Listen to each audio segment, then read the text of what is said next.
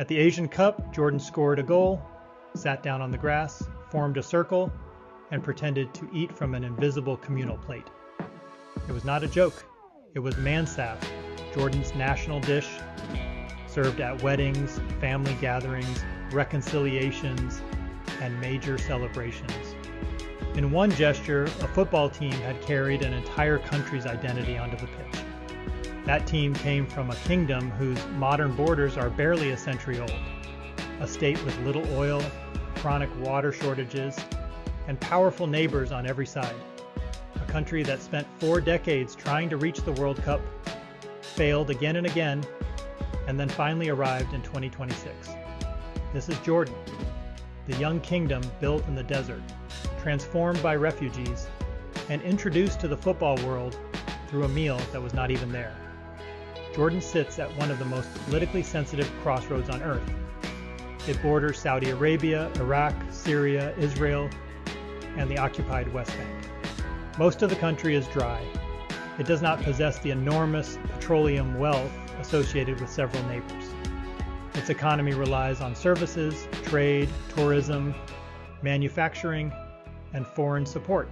Water is a permanent national constraint, yet calling Jordan a country with no history would be absurd.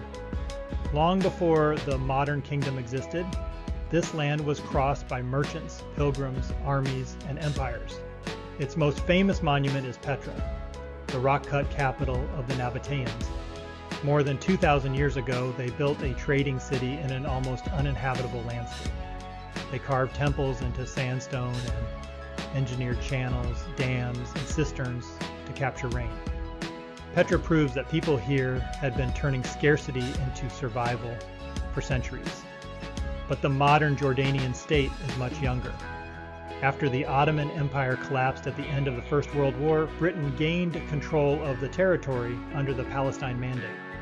In 1921, it supported the creation of the Emirate of Transjordan under Abdullah, a member of the Hashemite dynasty. The arrangement served British strategic interests, but it also gave Abdullah a territory from which to build a state. This was not empty land, and Jordan was not literally born from nothing. Towns, tribes, farming communities, Circassians, Bedouins, merchants, and long-established local identities already existed. What appeared suddenly was the political container, a new administration, monarchy, borders, and eventually a national identity. Britain formally recognized Transjordan's independence through a treaty in March 1946. On May 25th, Abdullah was proclaimed king, the date Jordan now celebrates as Independence Day. In 1949, the state adopted the name Hashemite Kingdom of Jordan. Then the kingdom was transformed almost immediately. The 1948 Arab-Israeli War displaced hundreds of thousands of Palestinians. Jordan gained control of the West Bank and East Jerusalem, and formally annexed the West Bank in 1950. A Library of Congress country study estimated that the war added roughly 450,000 Palestinian refugees and about 450,000 West Bank residents to an East Bank population of only around 340,000. The population under Jordanian rule did not merely rise by 50%, it multiplied.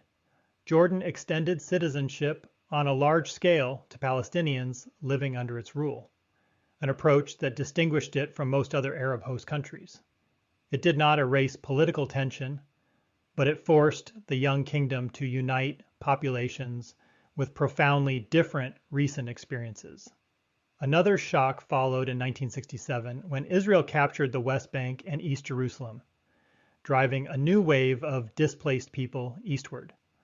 Later came Iraqis escaping war, and after 2011, Syrians fleeing across Jordan's northern border. A country short of water, land, and public resources repeatedly became a refuge from regional catastrophes. That is one reason its survival is remarkable. Jordan is not a wealthy fortress isolated from instability. It is a resource-poor state positioned directly beside it.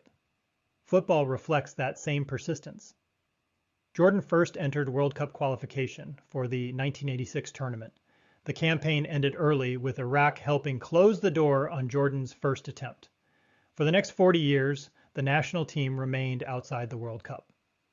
The closest call came in qualifying for 2014, when Jordan defeated Uzbekistan to earn an intercontinental tie against Uruguay. The difference in level was brutal. Uruguay won the first leg in Amman 5-0. The return in Montevideo ended goalless. But the dream was already over. Jordan had come closer than ever and still finished painfully far away.